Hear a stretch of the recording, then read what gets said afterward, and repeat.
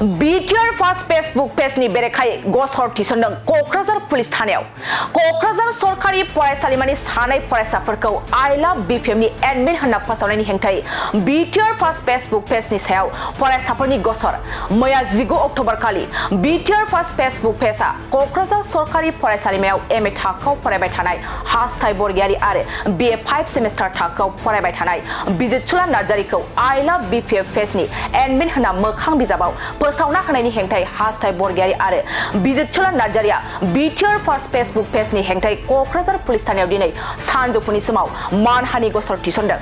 फरायसाफोरा बुंनाय बादिब्ला 24 घन्टानि गेजेराव बे पस्टखौ बोखारनो नांगौ नङाब्ला आरोबाव गोख्रों राहा लागोन होनना खौरांगिरिनि सिगाङाव बुंथियो। फार्स्टआव आंनि लोगोनि इन्ट्रडिउस खालामनो सानदों।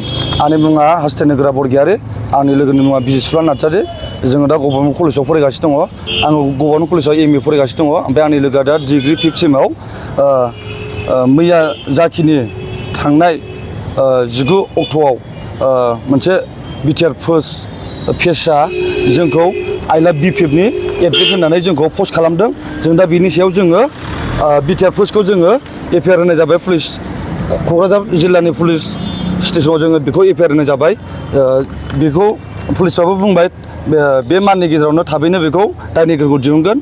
मानि थाखाय होनोबा जों दा फरायफुनाय मानसि, जोंनि सायाव बिदि गाज्रि हाबा खालामनाङामोन। जोंखौ इमान इनाय अनागारि जोंखौ नंखाय दाय फोसावनानै जोंखौ दिनै BTR पेजआव जोंखौ पस्ट खालामदों।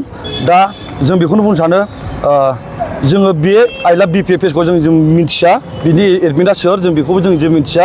दा जोंखौ बेबायदि नंखाय दाय फोसावनो थाखाय जोङो बेखौ दिनै FIR होनाय जाबाय। दा बेखौनो बुंनो सानदों। BTR फार्स्टखौ जों सोर सालायो जों बेखौ मिथिया आरो आं बेखौ मिथिया। मैया जोङो जास्ट लोगोफोरजों जोङो ज' दंलायोमोन, ज' खोथा रायज्लायदोंमोन जोङो। बेयाव आङो बेखौ बेलासियावसो नुदों।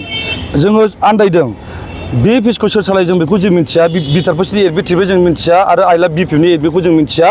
जोङो बेयाव जोंखौ फसायनायनि थाखायसो जोङो दिनै दुखु मोनदों।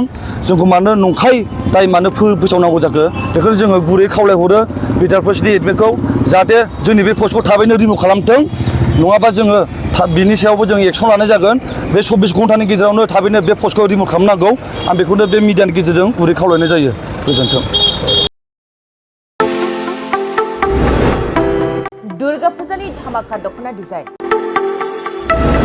दख'ना फालांगिरि खालामग्रा बिथांमोननि थाखाय अदालगुरि सहरनि रयेल बड' फेशन हाबा लानानै फैदों फुजानि गोदान डिजाइननि दख'ना, गेमस्रि गाननाय दख'ना, मिथि गाननाय दख'ना, थाइलेण्ड दख'नानि धामाका दख'नानि डिजाइन। दख'ना फालांगिरिफोरनि थाखाय अदालगुरि रयेल बड' दख'ना गलायाव मोननो हागोन। नोंथांमोना गेमस्रि गाननाय दख'ना, मिथि गाननाय दख'ना, सिखिरि दख'ना, आर'नाइ दख'ना आरो थाइलेण्ड दख'नाखौ हलसेल रेटआव। बर'नि हारिमुआरि गाननाय जोमनायफोरखौ दख'ना फालांगिरिफोरनि थाखाय बयनिख्रुइबो खमसिन बेसेनाव मोननो हागोन। अदालगुरिनि रयेल बड' फेशन हाबाव बायदि रोखोमनि दख'ना। नोंथाङा दख'नानि फालांगि खालामनोब्लाबो रयेल बड' हाबाव गासैबो दख'नाखौ हलसेल रेटआव मोननो हागोन। खम बेसेनावनो लांनानै फालांगिबो खालामनो हागोन। रयेल बड' गलायाव थांनाय फैनायनिबो जेबो उसुबिदा गैया। रयेल बड' हाब दख'ना गलानि थंआनो जाबाय अदालगुरि रेल स्टेशननि साखाथियावनो।